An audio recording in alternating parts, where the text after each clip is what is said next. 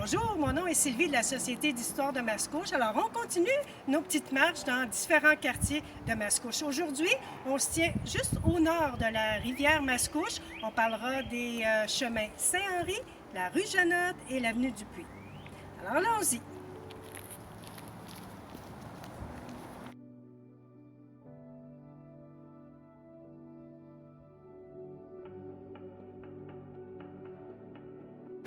Le chemin Saint-Henri part à partir de l'église Saint-Henri.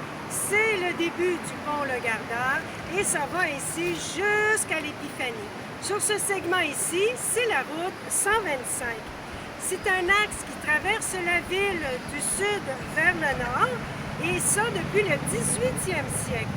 Ce chemin a été sous différentes appellations.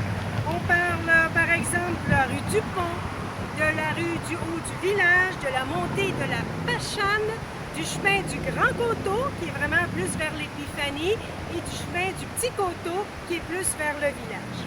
Le nom de ce chemin rappelle le saint patron de la paroisse, créé en 1750. Henri II était duc de Bavière en l'an 1995. Il est devenu roi de Germanie en 1002 et empereur de l'Allemagne de 1014 à 1024. Il a été canonisé en 1146. D'ailleurs, si vous voulez y voir le bout de la binette, vous allez devant l'église Saint-Henri et vous allez le voir dans la niche de la façade.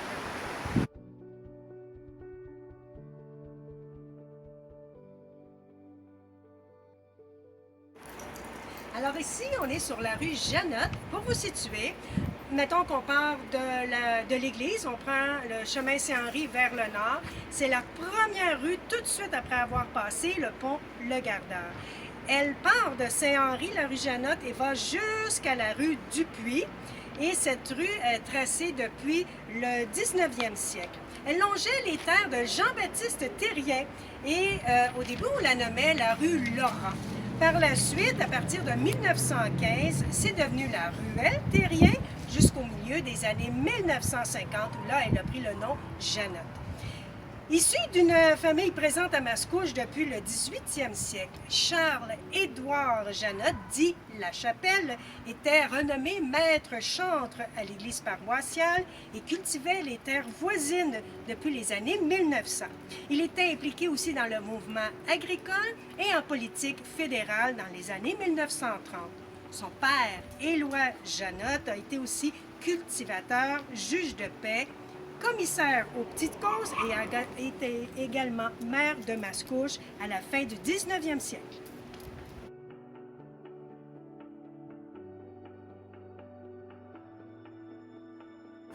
On est ici sur l'avenue Dupuis. Dans sa partie sud, on peut le prendre à partir de Janotte. Ça fait une très grande boucle et ensuite s'enfile vers le nord jusqu'à passer l'avenue Charon. En fait, l'avenue Dupuis et le chemin Saint-Henri sont parallèles un de l'autre. Agriculteur, Aimé Dupuis et son frère Léo travaillaient comme distributeurs de tabac au début des années 1950. Aimé et Dupuis et Léo seront les premiers à construire les maisons ici dans ce nouveau quartier de Mascouche connu sous le nom de Projet Dupuis. Il voyait grand. L'avenue Dupuis-Nord est effectivement très large à partir de la rue Saint-Pierre jusqu'à peu près la place de l'Acadie, ce qui correspond à peu près à la première phase du projet après l'ouverture de la rue Laurier. C'était un privilège de fondateur que de nommer les nouvelles rues quand on partait un nouveau projet domiciliaire. Alors, en scoop, je vous donne 3 autres noms de rues du quartier ici, mais ça a rapport aux frères Dupuis. Alors, vous avez la rue de l'Acadie. Cette rue a été ouverte vers 1970 et rappelle les origines acadiennes des frères Dupuis. Vous avez l'avenue Laurier. La famille Dupuis était originaire de Saint-Lin-Laurentide. Et vous savez que là, c'est le lieu de naissance du premier ministre Wilfrid Laurier, premier francophone à être élu premier ministre du Canada de 1896 à 1911.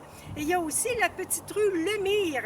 Elle tient son nom de la mère des frères Dupuis, Alexina Lemire. Alors, comme quoi, tout est dans tout, comme disait le chanteur Raoul Duguay. Alors, c'est tout pour aujourd'hui.